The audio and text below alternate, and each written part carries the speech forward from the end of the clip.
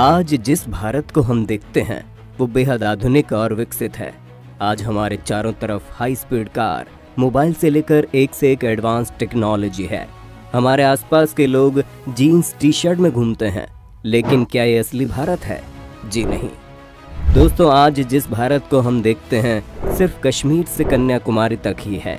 लेकिन एक वक्त ऐसा था जब अफगानिस्तान से लेकर म्यांमार तक सिर्फ भारत ही भारत हुआ करता था। उस वक्त लोगों का रहना और खाना सब कुछ बिल्कुल अलग हुआ करता था। और आज की इस वीडियो में हम आपको वही दिखाएंगे कि अपना देश 1800 में कैसा लगता था। तो चलिए शुरू करते हैं। अंग्रेज़ों के भारत आने की बात करें तो उन्होंने 16वीं शताब्दी में ही भारत में दस्तक दे दी थी। जब 1631 में शाहजहां ताजमहल बना रहा था, तब दूसरी तरफ अंग्रेज़ भारत में पैर पसारने की कोशिश कर रहे थे।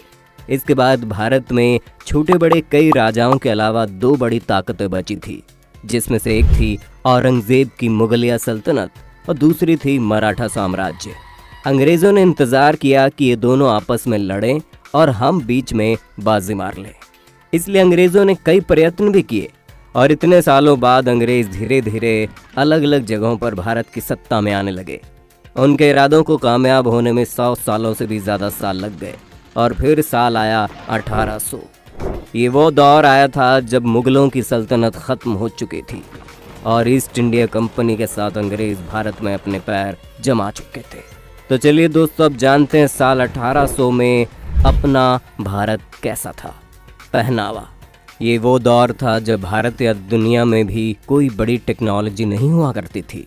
लोग आपस में कुछ खास कनेक्ट नहीं थे। जहां आज के भारत के पहनावे पर पश्चिमी सभ्यता का प्रभाव है, वहीं उस वक्त ऐसा नहीं था। हमारे यहाँ ज़्यादातर लोग धोती और गमछा पहना करते थे और बहुत अमीर लोग कुर्ता पहन लिया करते थे। बाद में अंग्रेज़ों की शर्ट और टी शर्ट को भी कुर्ता ही कहा जाने लगा। और तो और आज भी अगर आप उत्तर प्रदेश या पश्चिम बिहार में जाएं तो बड़े बुजुर्ग लोग शर्ट और टी शर्ट को कुर्ता ही कहते हैं। आबादी। जहां आज आपको हर जगह खूब भीड़ भाड़ देखने को मिलती है, वहीं उस वक्त ऐसा कुछ नहीं था। उस समय ज़्यादातर जगहों पर भीड़ भाड़ नहीं हुआ करती थी। पूरे भारत में करीब 16 करोड़ लोग ही थे। और यहाँ पर पूरे भारत से हमारा मतलब है कि अखंड भारत जो पाकिस्तान, बांग्लादेश, बर्मा और अफगानिस्तान से मिलकर बना था। यानी जहां आज के इतने से भारत में 130 करोड़ से ज़्यादा की आबादी है, वहीं इन 5 देशों के एरिया में उस वक्त सिर्फ 16 करोड़ लोग ही रहा करते थे। किसानी। उस समय भारत में बहुत ज़्यादा प्रोफेशन नहीं हुआ करते थे। ज़्यादातर लोग किसानी ही किया करते थे। उस वक्त भारत में मुख्य तौर पर नील, कॉटन, अफीम, गेहूँ और धान की खेती होती थी, जिसे अंग्रेज़ ग्लोबल मार्केट में अच्छी कीमतों में बेचते थे। ये किसान पूरा दिन खेतीबाड़ी और पशुपालन करते थे और शाम को अपने घरों में आकर भजन कीर्तन और सत्संग किया करते थे। रात में जल्दी जल्दी सो जाते थे और सुबह फिर जल्दी उठ जाते थे। यही भारत के ज़्यादातर लोगों का दिन भर का काम हुआ करता था। ये वो दौर था जब भारत में लाइट नहीं थी, इसलिए शाम को भजन या पूजा करने में बाधा ना आए, इसलिए दिए जलाए जाते थे। इस दौर में जातिवाद बहुत हुआ करता था। लोग अपनी जाति के हिसाब से काम करते थे। जैसे कि कुम्हार मिट्टी के बर्तन बनाता था, धोबी कपड़े धोता था, लोहार लोहे का काम करता था। लेकिन जब इनका भी दिन खत्म हो जाता था तो शाम को ये भी पूजा पाठ में ही लग जाते थे। शहर।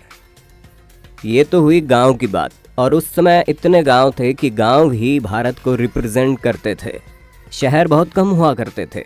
अब करते हैं अपने देश के शहरों की बात। शहरों की बात करें तो ज़्यादातर लोग मिलों में मजदूरी का काम किया करते थे। अंग्रेज़ों के दौर में पहले भारत में मुख्य तौर पर कॉटन की ही मिल थी, लेकिन अंग्रेज़ों के बाद भारत की टेक्सटाइल इंडस्ट्री ग्लोबल हो गई थी। वहीं दूसरी ओर हैंडलूम इंडस्ट्री अपने पतन की तरफ जा रही थी। इन मिलों में हाथों से ही सारी कारीगरी की जाती थी और लखनऊ और बनारस की हैंडलूम इंडस्ट्री की धूम दुनिया भर में हो गई थी। उस समय लोगों का काम बहुत मेहनत का काम हुआ करता था, क्योंकि उस समय ना तो बिजली थी और ना ही आज के जैसी कोई आधुनिक टेक्नोलॉजी।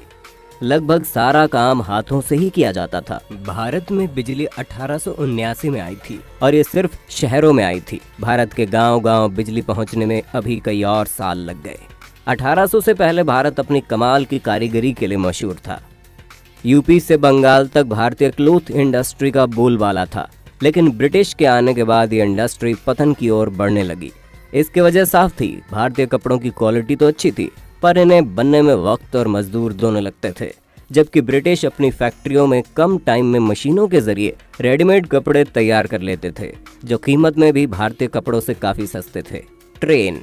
आज भारतीय रेल दुनिया की चौथी सबसे बड़ी रेल सर्विस है, लेकिन इसकी शुरुआत इसी 1800 के दौर में हुई थी। 1832 में मद्रास में सबसे पहले भारत में रेल चलाने का प्रपोजल रखा गया था, जो कि सिर्फ इंडस्ट्रीज़ के लिए था, क्योंकि अंग्रेज़ भारत में इंडस्ट्रीज़ को तेज़ी से डेवलप करना चाहते थे। और फिर 1837 में रेड हिल रेलवे ने रेड हिल से चिंताद्री पेत तक पहली रेल चलाई गई थी। ये एक स्टीम इंजन से चलने वाली ट्रेन थी, जिसका इस्तेमाल मद्रास में बन रहे रोड के लिए लैटराइट पत्थर ले जाने के लिए किया जाता था। इसके बाद 1853 में मुंबई के बोरीबंदर से ठाणे के लिए एक पैसेंजर ट्रेन भी शुरू की गई। ये 14 डब्बों की एक स्टीम इंजन से चलने वाली ट्रेन थी, लेकिन ये एक नहीं बल्कि 3 इंजन से चलती थी, जिनका नाम साहिब, सिंध और सुल्तान था। इस ट्रेन को ग्रेट इंडियन पेनिनसुला रेलवे चलाता था। ये ट्रेन 1676 mm यानी कि 5 फुट 6 इंच गैप वाली पटरी पर चली थी, और आज तक हमारे देश में यही स्टैंडर्ड फॉलो किया जा रहा है। इनकम। अगर इनकम की बात करें तो उस वक्त जहां भारत में अंग्रेज़ बहुत अच्छे पैसे कमा रहे थे, तो वहीं भारतीयों की हालत दिन ब दिन बदतर ही होती जा रही थी। एक डाटा के मुताबिक सन 1800 के आसपास एक यूरोपियन क्लर्क की सैलरी 40 पाउंड थी, और वहीं एक आम इंडियन की तनख्वाह 40 गुना कम थी। अब इस बात से आप अंदाज़ा लगा सकते हैं कि भारतीय किसानों की क्या आय उस वक्त रही होगी। ऊपर से किसान हर साल बाढ़, सूखे के साथ साथ उन पर लगे लगान की मार से भी परेशान रहते थे।